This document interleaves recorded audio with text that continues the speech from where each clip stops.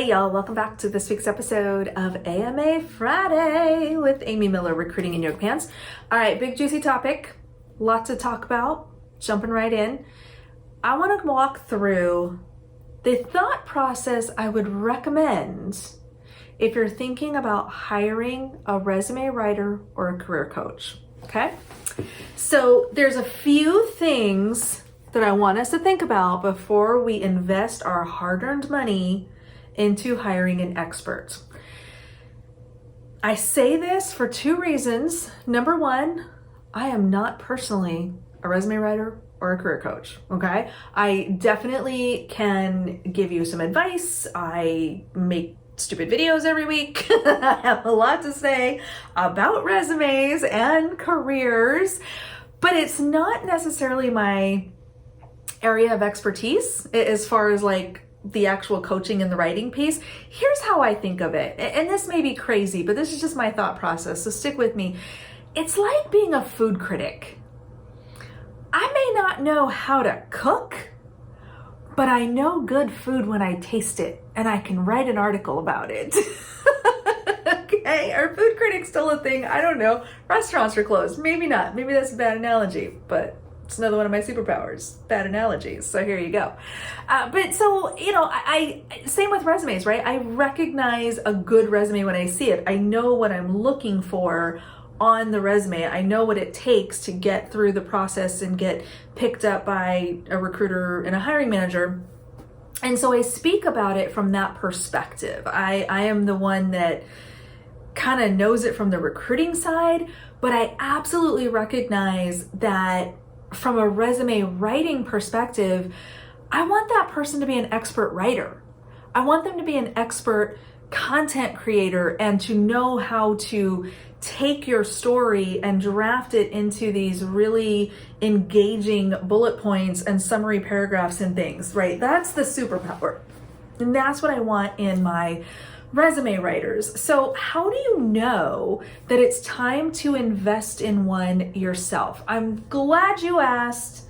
I have many thoughts on this, but I'm going to try to compile them into a few thoughts that we can get through in 10 minutes. So handy dandy whiteboard. All right. So the number one thing that you have to think about before you hire a resume or a career coach is your personal funnel, okay? We've talked about this before. I covered this, in the process is broken, or is it video, which I will link to above so you'll be able to see that. But the number one thing you have to ask yourself, where am I stuck? Because if your resume is doing its job and you're getting calls from recruiters and you're being invited to interview, your problem is not your resume. Don't waste money on something that is not broken. So you first of all need to clearly define that, yep, it's my resume. I'm not getting any love from my applications, from my networking efforts, those kinds of things. So could very well be that that is indeed where you are broken.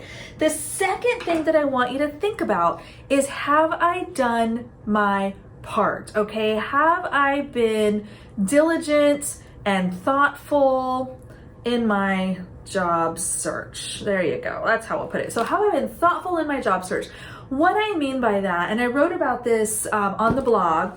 If you have not checked out the blog lately, go take a look, recruitinginyogapants.com. It's so pretty. I worked really hard on it. Also not a web developer.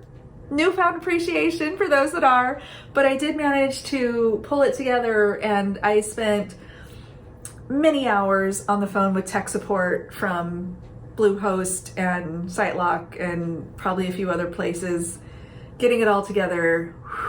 But it's so pretty. So anyway, check it out.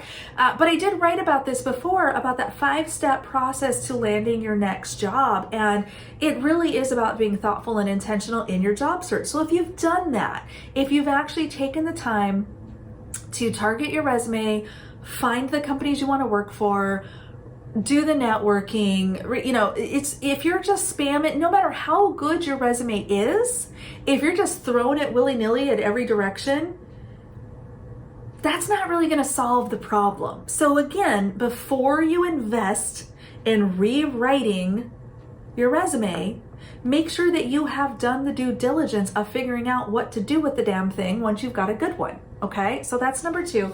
The third thing, this is an important one, y'all. This is the one that probably chaps my ass the most. Can I afford it?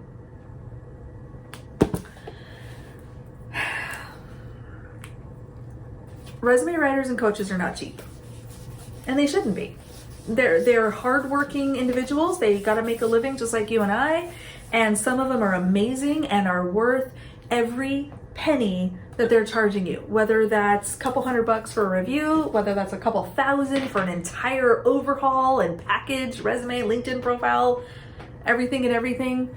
You know, there's different levels of like service and things that you'll get from them. But here's the thing, regardless of what the ultimate cost is, you need to be comfortable with that output. And this is why I get so angry at the shady coaches, because they are literally taking money out of your pocket that you probably can't afford to give up. I understand that sometimes we need to make that investment. We need to spend a little bit of money up front to make a lot more money down the road. I get it. And that's why I'm making this video, because sometimes it does make sense. Okay? But if you have been unemployed for a while, I know I've had a pretty lucky career, but there was a time several years back where I was unemployed. My agency basically went out of business in the US, went back to Europe, and I was unemployed for 6 months. Like, to the point where I didn't know how I was gonna feed my kids. And they were a lot smaller then, and I didn't know, like, if we were gonna keep a roof over our heads. Like, were we gonna live in the car? Was I gonna have a car? Was I gonna get repoed? You know, so if somebody had said to me then, 12 years ago, that, oh, well, you should just, you know, pay $300 for a resume writer. With what funds? You know, I mean, it would not have gone over well. So sometimes it's just simply a non-starter because of the financial pain that it would cause. And I recognize that. So if this is just not in your ability to do, just turn the video off. Go watch a different one, because this is not for you, right? I don't want anyone to feel like they have to invest in this, or that the only way to be successful is to pay someone. That's not true.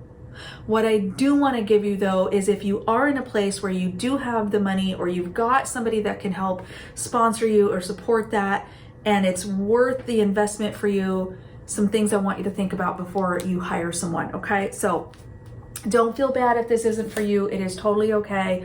For those that maybe can be helped by this, keep watching.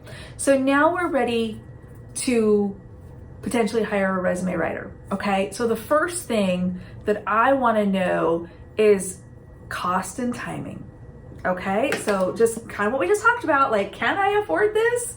If so, how much? So you should be able to find out from the coach of your choice, what is this going to cost me? What am I getting for that investment? And what is the time frame in which I will get my documents back? So the cost, let's say it's, and please, I am making this shit up because I actually don't know what the going rate is anymore, but let's say it's $1,000. And so for $1,000, you are going to get a 1-hour intake call, deep dive into your background. The coach is going to learn all about you, get all your information, figure out what you want to be when you grow up. They're then going to create maybe 3 versions of your resume, right? Based on 3 different job families or things that you want to do. And they're going to turn that around and get it back to you within 3 weeks. I don't know if that's realistic, okay? Talk to your coaches. But that's kind of the information that you want to get. What is the actual cost? What am I actually getting for that cost?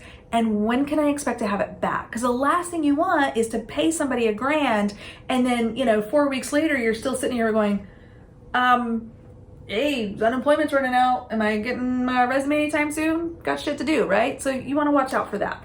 The second thing that I want to know is, where has this person been? What have they worked on?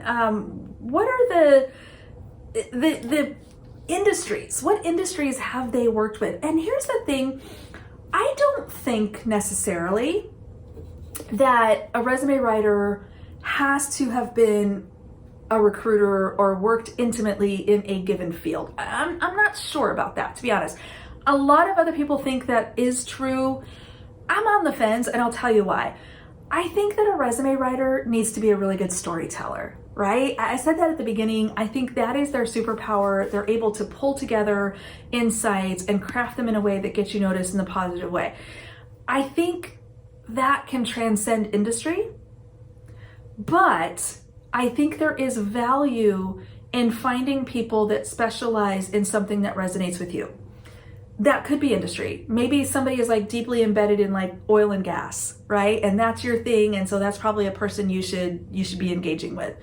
Maybe they only do exec. I know a couple of people who focus exclusively on C-suite, resume and executive packages. So that's a different kind of probably play there. And so you want somebody that maybe does that. Maybe it's somebody who's like deeply connected in the Toronto area. Maybe there's a geographic implication there. So that's fine. There's no wrong answer here, but I think you want to kind of understand, is there a specialty? Are they really good at one particular area, thing, industry, location, whatever? And use that as a guide in your decision making as well. Does that resonate with what you need and what you're looking for in this coaching or in this professional? So that's the second thing. The final thing that I would want for anybody that I hire for something like this, references. I want to know that you've successfully done this before. If I'm going to pay you top dollar, and if you're at that stage in your coaching career or your writing career where you can charge top dollar, you should have a bunch of people lined up to tell me how great you are. Honestly, I mean, there should be recommendations on your LinkedIn page. There should be testimonials from previous clients.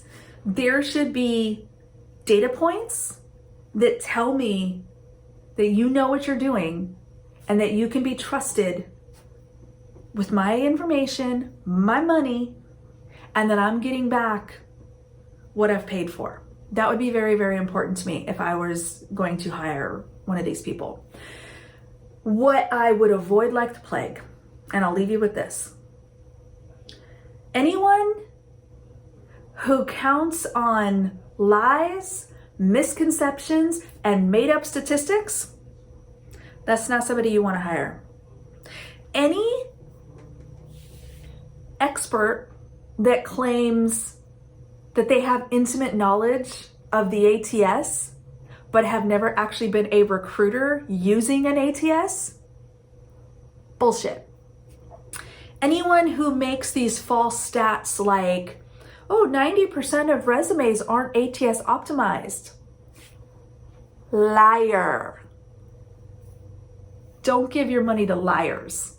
Okay? People who need to use these ATS scare tactics or this misinformation or this nonsensical just stats and data that have no basis in reality and how recruiting and hiring actually works, run. Avoid those people like the plague. They are no good.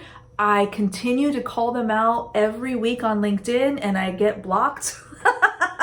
But you know what? Sometimes the trash takes itself out, right?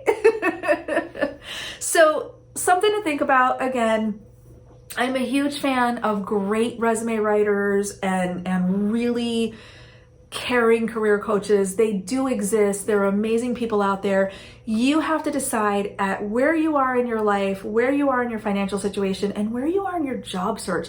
Does it make sense to leverage expert help? Maybe. If so, I hope this week's video gave you some things to think about, all right? I'm working on a list of experts I will be sharing on the blog, hopefully in a few weeks, so you'll have that to refer to in the future. Until next time, I hope that helps, and we will see you next week.